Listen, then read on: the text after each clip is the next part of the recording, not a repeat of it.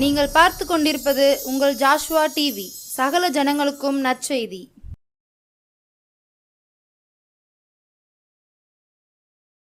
காணாமல் போன ஆடா இருந்தேனே ஏசையா, கண்ணோக்கி பார்த்தீரே கவலைகளை மாற்றினீரே, கண்ணோக்கி பார்த்தீரே கவலைகளை மாற்றினீரே, மறக்கவில்லையே மார்போடு அணைத்து கொண்டீரே, தேடி வந்தீரே தீமைகளை அகற்றி விட்டீரே. Praise the Lord. ஆண்டவராகிய இயேசு கிறிஸ்துவின் நாமத்தினாலே உங்கள் அன்போடு கூட வாழ்த்துகிறேன். எப்படி இருக்கீங்க? சந்தோஷமாக இருக்கீங்களா? சந்தோஷமாக இருப்பீங்கன்னு சொல்லி கர்த்தருக்குள்ளே நம்புகிறேன். தொடர்ந்து எங்களுக்காக நீங்கள் ஜெபிக்கிற உங்களுடைய ஜெபங்களுக்காக நாங்கள் மிகுந்த நன்றியோடு இருக்க ஸ்தோத்திரம் உங்களுக்கு முன்பதாக அறிக்கையிட விரும்புகிறோம். தேவன் நல்லவர். தொடர்ந்து நீங்கள் எங்களுக்காக இந்த ஊழியங்களுக்காக நீங்கள் ஜெபிக்கும்படி மறுபடியும் உங்களை தாழ்மையோடு கூட கேட்கிறேன். கடந்த செய்தி உங்களுக்கு மிகுந்த பிரயோஜனமாக இருந்திருக்கும் என்று கர்த்தருக்குள்ளே நம்புகிறேன். மெய்யாகவே இந்த நாளிலும் உங்களோடு கூட கர்த்தர் பேசுவராக. நீங்கள் செய்திக்கு நேராக உங்களுடைய சிந்தைகளை திருப்பும்படி அன்பாய் கேட்கிறேன். இன்றைக்கும் கூட நாம் வேதத்தில் ஒரு பகுதியை வாசிக்கலாம். சங்கீதம் 121 சங்கீதம் 121 அதனுடைய ஸ்தோத்திரம் 7ஆம் வசனத்தை வாசிக்கும் போது, கர்த்தர் உன்னை எல்லா தீங்கிற்கும் விலக்கி காப்பார். அவர் உன் ஆத்துமாவை காப்பார். ஆண்டுடைய நாமம் மகிமைப்படட்டும். கர்த்தர் நல்லவர். நாம் வாசித்த அருமையான வேத பகுதியிலே இப்படியா சொல்லப்பட்டிருக்கிறது, கர்த்தர் உன்னை எல்லா தீங்கிற்கும் விலக்கி காப்பார். இன்றைக்கு நாம் தியானிக்க போகிற செய்தியினுடைய தலைப்பு என்னன்னு சொன்னால், கர்த்தர் விலக்கி காப்பார். உங்களை என்னையும் எல்லா தீங்கிற்கும் விலக்கி காக்கிறவர் என்று வேதம் சொல்லுகிறது. எல்லாருக்குமே அருமையான இந்த 121 சங்கீதம் ரொம்ப பிடித்தமான ஒரு சங்கீதம். எல்லாரும் ரொம்ப விரும்பக்கூடிய ஒரு சங்கீதம். காரணம், முதல் வசனம் சொல்லப்பட்டிருக்கிறது, எனக்கு ஒத்தாசை வரும் பர்வதங்களுக்கு நேராக என் கண்களை ஏறெடுக்கிறேன், வானத்தையும் பூமியும் உண்டாக்கின கர்த்தரிடத்திலிருந்து எனக்கு ஒத்தாசை வரும் அப்படின்னு சொல்லப்பட்டிருக்கிற இந்த வசனம் மிகவும் பிடித்தமான ஒரு வசனம். ஆகவே இந்த அதிகாரமும் ரொம்ப மிகவும் பிடித்த ஒரு சங்கீதமாக இருக்கிறது.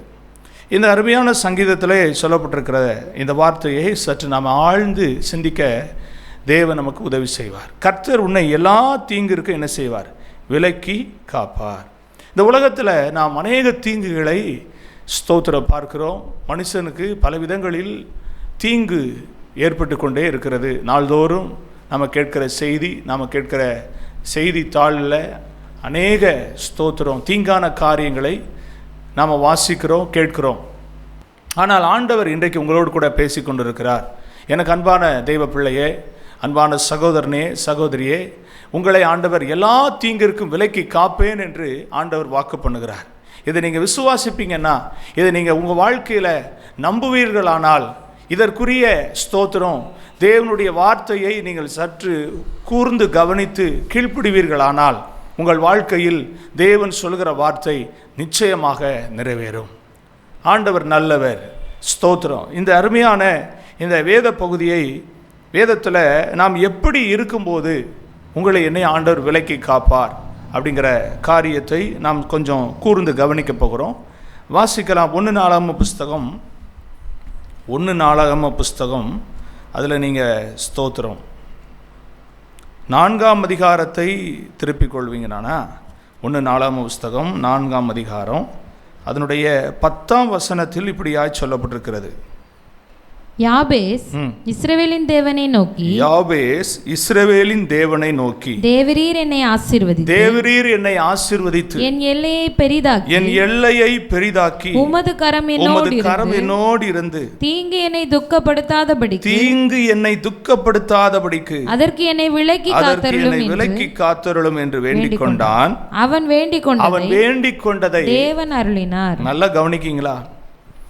அருமையான இந்த யாபேஸ் என்னை தீங்கு தொடராதபடிக்கு என்னை விலக்கி காத்துக்கொள்ளும் என்று தேவனிடத்தில் வேண்டிக் கொண்டான். இன்னைக்கு பலருடைய வாழ்க்கையில் அநேக முறைகளில், அநேக விதங்களில் தீங்கானது உங்களை துக்கப்படுத்தி கொண்டிருக்கிறது. இந்த செய்தியை கேட்டுக்கொண்டிருக்கிற அன்பான மகளே, மகனே, உங்கள் வாழ்க்கையில் எண்ணி முடியாத தீங்கு உங்கள் வாழ்க்கையில் ஸ்தோத்திரம் தொடர்ந்து கொண்டே இருக்கிறது. அந்த தீங்குக்குள்ளே நீங்கள் உழன்று போய் கிடக்கிறீர்கள். அந்த தீங்கு உங்கள் வாழ்க்கையை அழித்து கொண்டு இருக்கிறது. அந்த தீங்கு உங்கள் வாழ்க்கையை ஸ்தோத்திரம் கலங்கப்படுத்தி கொண்டு இருக்கிறது, வேதனைப்படுத்தி கொண்டு இருக்கிறது, துக்கப்படுத்தி கொண்டு இருக்கிறது. ஆனால் இன்னைக்கு ஆண்டவர் உங்களை பார்த்து சொல்கிறாரு, நீ என்னுடைய சமூகத்தில் வந்து நீ என்னிடத்தில் வேண்டிக் கொள்வாயானால், தேவனிடத்தில் வேண்டிக் கொள்ளக்கூடிய ஒரு அனுபவத்தை நாம் என்னைக்கு தெரிந்து கொள்கிறோமோ, என்னைக்கு தேவ சமூகத்தில் வேண்டிக் கொள்ள பழகிறோமோ, அன்னைக்கு நாம் என்ன விரும்பி ஆண்டவரிடத்தில் கேட்கிறோமோ அதை ஆண்டவர் நமக்கு செய்ய வல்லவராய் இருக்கிறார். அல்லேலூயா. ஆண்டவருடைய நாமம் மகிமைப்படட்டும். ஸ்தோத்திரம். யாவேஸ் அவன் ஆண்டவரிடத்தில் கேட்கிறான், ஆண்டவரே தீங்கு என்னை துக்கப்படுத்தாதபடிக்கு என்னை அதற்கு விலக்கி என்னை காத்துக்கொள்ளும் அப்படின்னு சொல்லி தேவனிடத்தில் வேண்டிக் கொண்டான். இன்னைக்கு நாம் நம்முடைய வாழ்க்கையில் வருகிற தீங்கை எத்தனையோ பேர்கிட்ட போய் நம்ம சொல்கிறோம், எனக்கு இதில் உதவி செய்யுங்களேன், கொஞ்சம் இது என் வாழ்க்கையில் ஸ்தோத்திரம் வராதபடிக்கு கொஞ்சம் நீங்கள் பேசுங்களேன், இல்லைன்னு சொன்னால் எனக்கு கொஞ்சம் உதவி செய்யுங்களேன் அப்படின்னு சொல்லி உலக மனிதரிடத்தில் போய் நான் நிற்கிறோம். ஆனால் தேவனை நாம் பார்க்க இன்னைக்கு மறந்து போய் இருக்கிறோம். இந்த செய்தியை கேட்குற எனக்கு அன்பான தேவ பிள்ளையே, உங்கள் வாழ்க்கையில் இருக்கிற தீங்கு உங்கள் வாழ்க்கையை விட்டு விலகி போக வேண்டுமானால், உங்கள் வாழ்க்கையிலிருந்து அந்த தீங்கு அப்புறப்படுத்தப்பட வேண்டுமானால், இல்லது உங்கள் வாழ்க்கை ஆண்டவர் அவைகளுக்கு விலக்கி காக்க வேண்டுமானால், இன்னைக்கு ஆண்டவர் உங்களோடு பேசுகிற சத்தத்துக்கு செவி கொடுத்து சொல்லுங்கள், ஆண்டவரே நான் உடைய சமூகத்தில் என்னுடைய தீங்கையும் என்னுடைய வாழ்க்கையில் வந்து கிரியை செய்து கொண்டிருக்கிற, என் வாழ்க்கையை அழித்து கொண்டிருக்கிற, என் ஜீவியத்தை பாழாக்கி கொண்டிருக்கிற இந்த தீங்கிற்கு என்னை விலக்கி நீர் காக்க வேண்டும். இது என் வாழ்க்கையை அழிக்கக்கூடாது. என்னுடைய ஸ்தோத்திர குடும்பத்தை, பொருளாதாரத்தை, தனிப்பட்ட ஜீவியத்தை அழித்து கொண்டிருக்கிற இந்த தீங்கிற்கு என்னை விலக்கி நீர் என்னை காக்க வேண்டும்பா அப்படி என்று நீங்கள் வேண்டிக் கொள்ள வேண்டும். வேண்டிக் கொள்ளும் போது ஆண்டவர் உங்களுக்கு வேதம் சொல்லுகிறது, யாவேஸ் வேண்டிக் கொண்டதை தேவன் அவனுக்கு அருளினார்.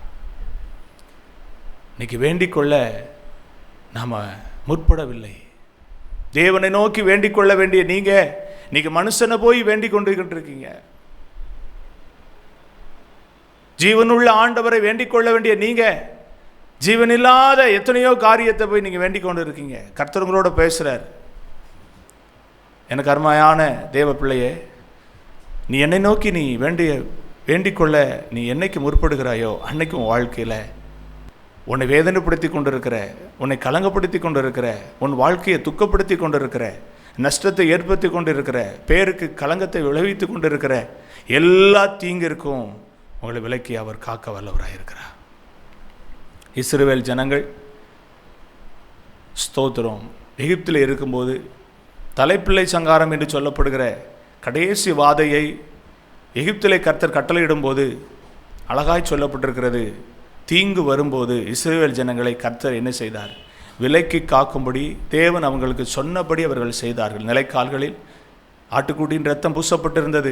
தீங்கு கடந்து வரும்போது, சங்காரம் கடந்து வரும்போது அந்த இரத்தத்தை அடையாளமாய் கண்ட உடனே அந்த வீட்டை விட்டு விலகி போன அந்த அனுபவத்தை நாம் வேதத்தில் வாசிக்கிறோம். எனக்கு அன்பான தெய்வ பிள்ளையே, எல்லாரையும் போல நீங்களும் வாழ்ந்து எல்லாரையும் போல இந்த உலகத்தில் ஒரே மாதிரி இருந்துட்டு தீங்கு என்னை துக்கப்படுத்தக்கூடாதுன்னு சொன்னால் நிச்சயமாக அது வாய்ப்பில்லை. இன்றைக்கி ஆண்டு உங்களிடத்தில் சொல்கிறார், நீங்கள் ஆண்டுடைய பிள்ளையா? ஒருவேளை இந்த இயேசுவை இன்றைக்கி தான் நீங்கள் அறிவீங்கன்னு சொன்னால், இந்த கர்த்தரை இன்றைக்கி தான் நீங்கள் தெரிஞ்சு கொள்வீங்கன்னா, என் வாழ்க்கையில் தீங்கு தொடர்ந்து கொண்டே இருக்கிறது, நான் இதிலேருந்து எப்படி விடுதலை பெறணும்னு சொல்லி கேட்குற உங்களுக்கு ஆண்டவர் சொல்கிறாரு, இந்த இயேசுவை நோக்கி பாருங்கள், இந்த இயேசுவை நோக்கி கூப்பிடுங்க. இயேசுவே, என் வாழ்க்கையில் இருக்கிற தீங்கிற்கு என்னை விலக்கி காக்க வேண்டும், நீர் ஒருவர் தான் என் தீங்கிலிருந்து என்னை விடுவிக்க முடியும்னு சொல்லி நான் இந்த செய்தியை கேட்குற வேளையில் நான் மனதார உங்களிடத்தில் வேண்டுறேன், என்னை இந்த தீங்கிலிருந்து விடுவீங்க, என் குடும்பத்தை விடுவீங்க, என் பொருளாதாரத்தில் இருந்து எனக்கு ஒரு மாற்றத்தை எனக்கு தாங்க அப்படின்னு கேட்பீங்கன்னா நிச்சயமாக உங்களை ஆண்டவர் தீங்கிற்கு விலக்கி உங்களை காப்பாற்ற கர்த்தர் வல்லவராக இருக்கிறார். சில வாலிப பிள்ளைகள் சொல்கிறீங்க, நான் பலவிதமான காரியத்தில் சிக்குண்டு கிடக்கிறேன், எப்படி நான் இதிலேருந்து வெளியே வர்றது, எப்படி நான் இதில் வெளியே வர்றது அப்படின்னு கேட்குற ஆண்டவர் உங்களோட தான் பேசுகிறார். அன்பான வாலிபனே, உன்னோடு கூட கர்த்தர் பேசுகிறாரு.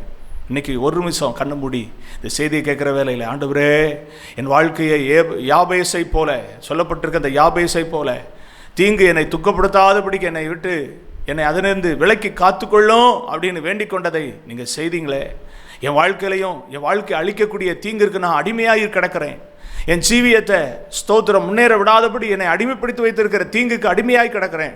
ஒரு விஷயம், அதிலிருந்து என்னை விடுவீங்க, என்னை விலைக்கு காத்துக்கொள்ள வேண்டும், நானும் இந்த உலகத்தில் மதிப்புக்குரியவனாக வாழணும் அப்படின்னு ஆசை எனக்கு இருக்குன்னு சொல்லி ஒரு விஷயம் இங்கே கண்ண மூடிய சப்பாவை நோக்கி பார்த்து ஜெபம் பண்ணுவீங்கன்னா, வேண்டிக் கொள்வீங்கன்னா, நிச்சயமாக ஆண்டவர் உங்களுக்கு இந்த காரியத்தை செய்ய வல்லவராயிருக்க. தீங்கு உங்களை துக்கப்படுத்தாதபடிக்கு, உங்களை வேதனைப்படுத்தாதபடிக்கு விலைக்கு காக்கக்கூடிய ஒரு தேவன். வேண்டிக் கொள்ளணும். வேண்டிக் கொள்ளும்போது உங்களுக்கு நிச்சயமாக நடக்கும். வேண்டிக் கொள்ளாமல் நீங்கள் வாயை திறந்து வேண்டிக் கொள்ளணும். உங்கள் நிலைமையை நீங்கள் ஆண்டோடத்தில் சொல்லணும். வேண்டிக் கொள்ளும்போது உங்களுக்கு கர்த்தர் உங்களை விலைக்கு காப்பாற்ற வல்லவராக இருக்கிறார். ரெண்டாவது, நீங்கள் வேதத்தில் வாசித்து பார்ப்பீங்கன்னா, ஸ்தோத்திரம் 1 நாளாகமம் புஸ்தகம் 22ஆம் அதிகாரம் அதனுடைய 9ஆம் வசனத்தை வாசிக்கும் போது அங்கே எப்படியாய் சொல்லப்பட்டிருக்கிறது, இதோ உனக்கு பிறக்க போகிற குமாரன் அமைதியுள்ள புருஷனாய் இருப்பான். சுற்றிலும் இருக்கும் அவன் சத்துருக்களை எல்லாம் விலக்கி அவனை அமர்ந்திருக்க செய்வேன். ஆகையால் அவன் பேர் சாலமோன் எனப்படும். அவன் நாட்களில் இஸ்ரவேலின் மேல் சமாதானத்தை அமெரிக்கையை அருளுவேன். நல்ல ஒரு அருமையான வேத பகுதி இதில் சொல்லப்பட்டிருக்கிறது பாருங்க. சத்துருக்கள் எல்லாவற்றிலிருந்தும் சத்துருக்களை எல்லாம் விலக்கி அவனை ஸ்தோத்திரம் அமர்ந்திருக்க செய்வேன். சுற்றிலும் இருக்கிற சத்துருவுக்கு உன்னை விலக்கி நான் பாதுகாப்பேன், உன்னை அமெரிக்கையாக இருக்க பண்ணுவேன் அப்படின்னு சொல்லி இங்கே சாலமோனை குறித்து அங்கே சொல்லப்பட்டிருக்கிறதை நாம் பார்க்கிறோம். ரெண்டாவது, ஆண்டவர் எதற்கு நம்மை விலக்கி காப்பாற்றுகிறார்? சத்துருக்களுக்கு விலக்கி அவர் நம்மை காக்கிறார். வேதத்தில் சொல்லப்பட்டிருக்கு, உன் வீட்டாரே சத்துருன்னு சொல்லப்பட்டிருக்கு. சில குடும்பத்தில் பார்த்தீங்கன்னா சிலருடைய வாழ்க்கையில் ஆண்டவரோடு இசைந்திருக்க முடியாமல், ஆண்டவரை தேட விடாமல் இருப்பதற்கு சில வீட்டாரே சத்துருவாக இருக்கிறாங்க. இன்னும் சொல்லப்போனால் நமக்கு பிடிக்காத எத்தனையோ பேர் நம்முடைய வாழ்க்கையை அழிப்பதற்கு, முன்னேறுவதற்கு தடையாக, முட்டுக்கட்டையாக இருக்கிறவர்கள் உண்டு. இந்த செய்தியை கேட்குற நீங்கள் ஒரு வேளை மற்றவருடைய வாழ்க்கைக்கு தடையாக இருப்பீங்கன்னா நீங்கள் ஒரு சத்துரு. மற்ற இன்னொருத்தருடைய வாழ்க்கையில் வளருவதற்கு நீங்கள் பொறாமப்படுறவங்களா அல்லது அவங்க வாழ்க்கையை முன்னேற விடாதபடிக்கு தடை செய்யக்கூடியவங்களா இருப்பீங்கன்னா நீங்கள் ஒரு விதத்தில் சத்துரு தான். ஆகவே நீங்கள் யாருக்கும் சத்துருவாக இருக்கக்கூடாது. இன்னொருத்தருடைய வாழ்க்கையின் முன்னேற்றத்திற்கு சகாயராக நீங்கள் இருக்கணும். ஆகவே அது உங்கள் வாழ்க்கையில் நீங்கள் புரிஞ்சுக்கோங்க. ரெண்டாவது சொல்லப்பட்டிருக்கிறது, சத்துருக்களுக்கு உங்களை கர்த்தர் என்ன செய்வாராம்? விலக்கி காப்பார். எப்போ நம்ம விலக்கி காப்பார்? சத்துருக்களுக்கு ஆண்டவர் நம்ம விலக்கி காக்கணும்னா நம்ம என்ன செய்யணும்? வேதத்தில் இங்கே வாசித்து பார்ப்பீங்கன்னா ஆதியாகம புஸ்தகம் 49ஆம் அதிகாரம் அதனுடைய 8ஆம் வசனத்தில் இப்படியாய் வாசிக்கிறோம்,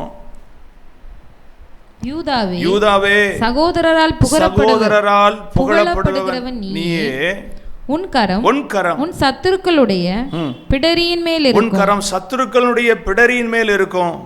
உன் தகப்பனுடைய புத்திரர் உன் முன் பணிவார்கள். நல்ல கவனிங்க, இந்த யூதா அப்படிங்கிற அந்த வார்த்தை அதுக்கு அர்த்தம் என்னன்னா துதி என்று அர்த்தம். யூதாவே நீ சகோதரால் புகழப்படுகிறவன் நீ, உன் கரம் உன் சத்துருக்களின் பிடரின் மேல் என்ன செய்யும்? இருக்கும்னு சொல்லப்படுது. அப்படின்னா என்ன அர்த்தம்?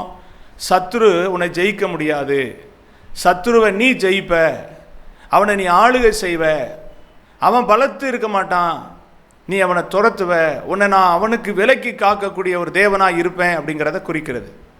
அப்போ யூதாவாய் நீங்களும் நானும் இருக்கணும். யூதா என்று சொன்னால் துதி, கர்த்தரை துதிக்கிற அனுபவம் நம்ம வாழ்க்கையில் பெருகணும்.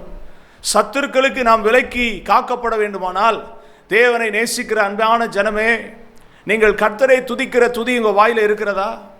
சிலருடைய வாழ்க்கையில் பார்த்தீங்கன்னா துதியும் இருக்குது, சபிக்கிற அனுபவம் இருக்குது. துதித்தலும் சபித்தலும் ஒரே வாயிலிருந்து வருகிறது. சபைக்கு போகும்போது துதிக்கிறீங்க, வீட்டுக்கு வந்துட்டீங்கன்னா சபிக்கிறீங்க. அப்படிப்பட்ட ஒரு அனுபவம் நம்ம வாழ்க்கையில் இருக்கக்கூடாது. கர்த்தர் அதை விரும்பலை.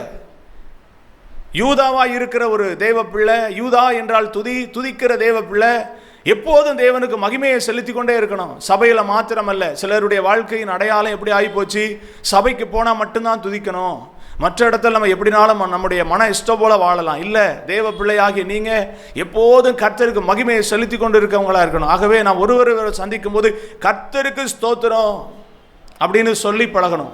கர்த்தருக்கு ஸ்தோத்திரம். ஸ்தோத்திரம்னு சொல்றது நடைமுறையில் இருந்தாலும் அதை நீங்கள் இனி கர்த்தருக்கு ஸ்தோத்திரம்னு சொல்லி பழகுங்க. கர்த்தருக்கு ஸ்தோத்திரம் அப்படின்னு சொன்னால் நாம் ஒருவரை ஒருவர் சந்திக்கும் போது தேவனுக்கு துதி உண்டாகுவதாக, தேவனுக்கு மகிமை உண்டாவதாக, தேவனுக்கு கனம் உண்டாவதாக என்று அறிக்கையிடுகிற ஒரு வார்த்தை. ஆகவே நாம் ஸ்தோத்திரம், தேவனை துதிக்கிறவர்களாக இருக்கும்போது நமக்கு வருகிற சத்துருக்களை, நமக்கு வருகிற நெருக்கங்களை, நமக்கு வருகிற போராட்டங்களை, நமக்கு வருகிற சத்துருவனுடைய தொந்தரவை கர்த்தர் நம்மை விட்டு விலக்கி காக்க, அவனை ஸ்தோத்திரம் மேற்கொள்ள விடாதபடி கர்த்தர் உங்களுக்கு எனக்கும் ஜெயத்தையும் விடுதலையும் தருவதற்கு தேவன் போதுமானவராக இருக்கிறார். எனக்கு அன்பான தேவ பிள்ளையே, ஸ்தோத்திரம். சத்துருக்களுக்கு நீங்களும் நானும் விலக்கி காக்கப்பட வேண்டுமானால், நீங்களும் நானும் காக்கப்பட வேண்டுமானால் யூதாவா இருக்க வேண்டும், துதிக்கிற தேவ பிள்ளையா இருக்க வேண்டும். அநேக ஸ்தோத்திரத்தினால் கிருபை பெறுகிறது. ஸ்தோத்திரம் பண்ணணும், தேவனை மகிமைப்படுத்தணும், துதித்து கொண்டே இருக்கணும். கூட நாவில் கர்த்தரை துதிக்கிற துதி எழுப்பிக்கொண்டே இருக்கணும். சத்துரு என் வாழ்க்கையில் பெருகிறாங்களே அப்படிங்கிறதுனால தேவனை துதிக்கிற அனுபவம் குறையக்கூடாது. துதித்து கொண்டே இருக்கணும், ஆண்டவரை ஸ்தோத்திரம் பண்ணணும், தேவனை மகிமைப்படுத்தணும், நல்ல பாடி கர்த்தரை துதிக்கணும். அப்படிப்பட்ட அனுபவம் உங்கள் வாழ்க்கையில் இருக்கா? உங்கள் வாழ்க்கையில் அந்த அனுபவம் வருமானா கர்த்தர் உங்களை சத்துருக்களுக்கு விலக்கி காக்க வல்லவராக இருக்கிறார். நீங்களும் நானும் தேவனை துதிக்கிற ஜனமாக இருக்க வேண்டும். நீங்களும் நானும் தேவனை துதித்து கொண்டே இருக்கக்கூடியவங்களாக இருக்கணும். அந்த அனுபவத்தை ஆண்டவர் உங்களிடத்தில் என்ற எதிர்பார்க்கிறார். கர்த்தரை துதிக்கிற பிள்ளைகளை ஸ்தோத்திரம், சத்துருக்களுக்கு ஆண்டவர் விலக்கி காக்க தேவன் வல்லவராக இருக்கிறார். நீங்கள் ஒரு யூதாவாக இருக்கீங்களா? உங்களை கொஞ்சம் ஆராய்ஞ்சு பாருங்கள். நான் ஒரு யூதாவாக இருக்கிறேன்னா? ஒருவேளை நீங்கள் தேவனை துதிக்க முடியாத ஒரு அனுபவத்துக்குள்ளே இருப்பீங்கன்னா இன்றைக்கி ஆண்டவருடைய சமூகத்தில் ஒப்பு கொடுத்து ஜெபம் பண்ணுங்க. ஆண்டவரே, நான் ஒரு நல்ல துதிக்கிற தேவ பிள்ளையாக இருக்கணும், தேவனை துதித்து கொண்டே இருக்கக்கூடிய பிள்ளையாக இருக்கணும். ஏன்னா வேதம் சொல்லுது, அவர் துதிகளின் மத்தியிலே வாசம் பண்ணுகிறவர், துதிகளில் பிரியப்படுகிறவர், துதித்தலே ஏற்றதும் இன்பமாய் இருக்கிறதுன்னு வேதத்தில் சொல்லப்பட்டிருக்கிறது. காளை எருதை பார்க்கிலும் தேவனை துதிக்கிற துதி ஸ்தோத்திர பலிகளில் அவர் பிரியமுள்ளவராய் இருக்கிறார். வேதம் அழகாக சொல்கிறது. ஆகவே தேவ பிள்ளையே, இந்த சத்தத்தை கேட்குற நீங்கள் எங்கே இருந்து கேட்டாலும் சரி, இன்னையிலிருந்து ஆண்டவருடைய சமூகத்தில் அதிகமாக கர்த்தரை துதிக்கிற பிள்ளைகளாக மாறுங்க, யூதாவாய் மாறுங்க. தேவனை துதிக்கிற பிள்ளைகளாய் நீங்கள் மாறும்போது உங்கள் வாழ்க்கையில் தேவன் செய்கிற ஸ்தோத்திர மகத்துவங்களை உங்கள் கண்கள் பார்க்கும். இன்றைக்கி ஒருவேளை நீங்கள் சொல்லலாம், என் வாழ்க்கையில் எவ்வளோ சத்துருக்கள் பெருகியிருக்காங்க தெரியுமா பாஸ்டர்?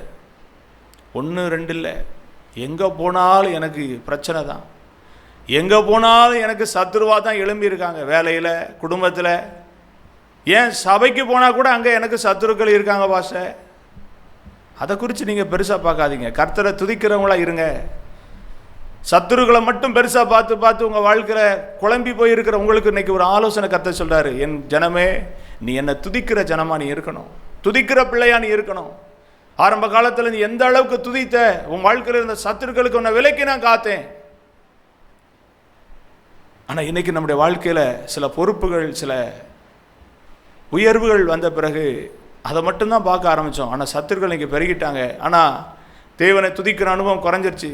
ஐயோ, அது ஒரு பிரச்சனை, இது ஒரு பிரச்சனை அப்படின்னு தான் நம்ம பார்க்குறோம். தேவனை துதிக்க பழகலை, தேவனை துதிக்க மறந்தாச்சு. இன்னைக்கு ஆண்டு உங்களோட பேசுகிறாரு, தேவனை துதிக்கிற பிள்ளைகளாக இருப்பீங்கன்னா உங்களை சத்துருக்களுக்கு அவர் விலக்கி காக்க போதுமானவராக இருக்கிறார். கர்த்தர் உங்களை விலக்கி காப்பார். எப்படிலாம் காப்பார்? அவரை வேண்டிக் கொள்ளும் போது, யாபேஸ் தேவனை நோக்கி வேண்டிக் கொண்டான், கர்த்தர் அவனை தீங்கிற்கு விலக்கி காத்தார். இங்கே சொல்லப்பட்டிருக்கிறது, யூதாவாய் இருக்கும்போது, யூதாவாய் நாம் இருக்கும்போது ஸ்தோத்திரம், சத்துருக்களுக்கு விலக்கி நம்மை காக்கவும், அமெரிக்கையாய் ஜீவனம் பண்ணுவதற்கு ஏற்ற சூழ்நிலையை உருவாக்கி கொடுக்கவும் தேவன் வல்லவராக இருக்கிறார். ஆகவே இந்த செய்தி உங்கள் வாழ்க்கையில் தாக்கத்தை உண்டாயிருக்குமானா, ஆண்டவரே, நான் உம்மை ஸ்தோத்திரம் வேண்டிக் கொள்வேன், நான் உம்மை துதிக்கிற பிள்ளையாக இருப்பேன், என்னை எல்லா தீங்கிற்கும் எல்லாவற்றுக்கும் என்னை விலைக்கு நீர் காப்பாற்ற போதுமானவராக இருக்கிறீர் என்று நீங்கள் ஆழமாக விசுவாசிப்பீங்கன்னா உங்கள் வாழ்க்கையில் தேவன் பெரிய காரியங்களை செய்வார். தொடர்ந்து நாம் தியானிப்போம். இந்த தலைப்பின் கீழ் ஆண்டவர் பெரிய காரியங்களை செய்வார். இன்றைக்கி நாம் கண்ணை மூடி ஜெபம் பண்ணுவோம். ஆண்டவரே, நான் கேட்ட செய்திக்கு என்னை ஒப்பு கொடுக்குறேன்னு சொல்லி கண்ணை மூடி ஜெபம் பண்ணுங்க. நேசிக்கிற நல்ல ஆண்டவரே, உங்களுடைய சமூகத்தை நோக்கி பார்க்குறோம். கேட்ட செய்திக்காக நம்முடைய பிள்ளைகளுக்கு ஸ்தோத்திரம். ஆண்டவரே, நம்முடைய பிள்ளைகளுக்கு ஆண்டவரை நீங்கள் பேசின வார்த்தைக்காக ஸ்தோத்திரம். நம்முடைய பிள்ளைகள் நம்முடைய வார்த்தைகளை கேட்டு ஆண்டவரே ஸ்தோத்திர கீழ்ப்படிந்து நம்முடைய பிள்ளைகள் வேண்டிக் கொள்ளுகிறவர்களாய், துதிக்கிற பிள்ளைகளாய் தங்களை ஒப்பு கொடுத்துருக்குறாங்க.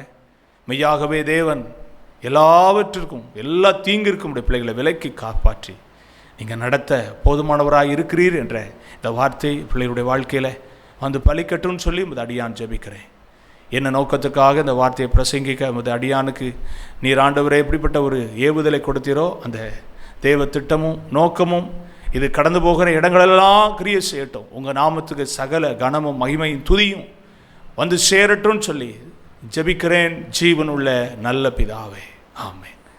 கர்த்தர் உங்களை ஆஸ்வதிப்பாராக. தொடர்ந்து ஒவ்வொரு செவ்வாய்க்கிழமையும் மாலை 6:30 மணிக்கு மெய்ப்பனின் குரல் கேட்க என்ற இந்த செய்தி ஒளிபரப்பாகிறது. ஆகவே இந்த செய்தியை நீங்கள் உங்களுக்கு தெரிந்தவர்கள், நண்பர்கள், உங்கள் அருகாமையில் இருக்கிறவர்களுக்கு நீங்கள் அறிமுகம் செய்யுங்க. அவங்கள ஸ்தோத்திர செய்தியை கேட்க வைங்க. கர்த்தருடைய நாமம் மகிமைப்படட்டும். தொடர்ந்து நீங்கள் உங்கள் வாழ்க்கையில் இந்த செய்தியை கேட்டு ஆஸ்வதிக்கப்பட்டிருப்பீங்கன்னு சொன்னால் நீங்கள் எங்களுக்கு வாட்ஸ்அப், இந்த ஸ்க்ரீனில் தெரிகிற நம்பர், செய்தி முடிஞ்சோடனே அதனுடைய அட்ரஸ் வரும். அதில் வர்ற அந்த நம்பருக்கு நீங்கள் உங்களுடைய சாட்சிகளை பகிர்ந்து கொள்ள அன்பாய் கேட்குறேன். ஆண்டவருடைய நாமம் மகிமைப்படட்டும். தொடர்ந்து எங்களுக்காக, ஜோசுவா டிவிக்காக ஜெபிங்க. ஆண்டவர் பெரிய காரியங்களை செய்வார். அடுத்த செய்தியில் உங்களை பார்க்க வரைக்கும் தேவ கிருபை உங்களோடு கூட இருப்பதாக. God bless you. Hallelujah. Amen. காணாமல் போன ஆடா இருந்தேனே ஏசையா, கண்ணோக்கி பார்த்தீரே கவலைகளை மாற்றினீரே, கண்ணோக்கி பார்த்தீரே கவலைகளை மாற்றினீரே, மறக்கவில்லையே மார்போடு அணைத்து கொண்டீரே, தேடி வந்தீரே தீமைகளை அகற்றிவிட்டீரே.